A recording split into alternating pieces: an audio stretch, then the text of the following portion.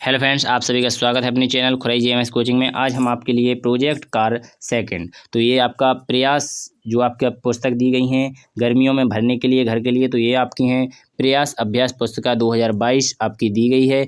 ये आपके लिए घर से भरना है। कक्षा आपकी 5, यहाँ पर कक्षा आपकी 6, 7, 8 यानी आपकी जो स्कूल है 6 से 8 तक वाली, यानी जिसे आप प्राइमरी यहाँ पर शासकीय स्कूल कहते हैं, शासकीय माध्यमिक विद्यालय कहते हैं उसे, तो वहाँ पर आपकी ये दी गई होंगी, तो वहाँ पर आपको इनके हल करना है। तो सबके लिए दी गई है यही पुस्तक। तो चलिए बिना टाइम खराब किए प्रोजेक्ट सेकंड, अगर आपने फर्स्ट नहीं देखा तो जाकर देख लीजिएगा, ठीक है। हमने प्रोजेक्ट कर दिया, ठीक है। तो सेकंड का यहाँ पर हम आपके लिए बताने वाले हैं। तो चलिए बिना टाइम खराब किए पूरा अच्छी तरह समझाकर बता देते हैं। तो पहला क्वेश्चन आपसे पूछा गया है, तो यहाँ पर पूछा गया है इस महामारी का क्या नाम है। तो किस महामारी का, जो यहाँ पर लिखा है वर्तमान में समय में विश्व में फैली बीमारी के संबंध में जानकारी लिखी। तो इस बीमारी का क्या नाम है, तो कोरोना इसकी वर्तमान में बहुत जोर से फैली हुई है, ठीक है। इसके बाद अगला क्वेश्चन लिखा है इस महामारी का पहला मामला केस किस देश में आया था। तो यहाँ पर पहला मामला चीन में आया था और ये चीन से ही फैली गई थी, ठीक है। तो यहाँ पर आप देख सकते हैं। इसके बाद चला अगला क्वेश्चन, तो अगले क्वेश्चन में भी आप देखेंगे इसमें लिखा हुआ है, आपसे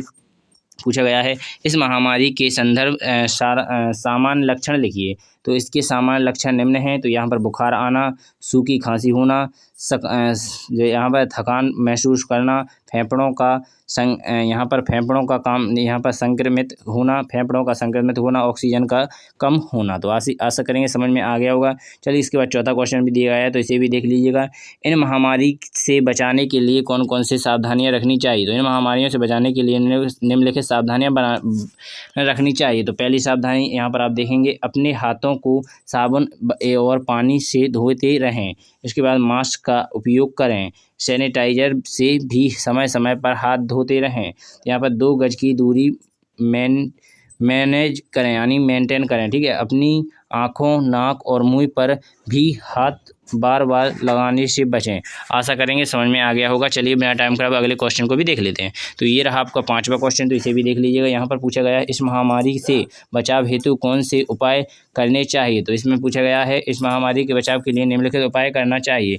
ऐसे छींकते समय मास्क, यहाँ पर लिखा है मास्क समय मुँह से सामने टिश्यू पेपर या इस्तेमाल करना चाहिए। इसके बाद लिखा है सोशल डिस्टेंस के निर्माणों का पालन करना चाहिए। हैंडशेक करने से परहेज करना चाहिए, ठीक है, परहेज करना चाहिए। तो यहाँ पर आप देख लीजिए। इसके बाद और भी दिए गए हैं। तो यहाँ पर आपको अगला क्वेश्चन पूछा गया है 6वां, तो यहाँ पर पूछा है यदि आपके परिवार या आसपास में कोई इस बीमारी से प्रभावित हुआ, अर्थात किसी को यह बीमारी हुई, तो मरीज घर से ठीक हुए अस्पताल में मरीज घर में रहने पर कौन सा सावधानी परिवार के लोगों में रखी लिखिए। तो यहाँ पर आपको लिखा है हमारे मोहल्ले में एक व्यक्ति इस बीमारी से प्रभावित हुआ।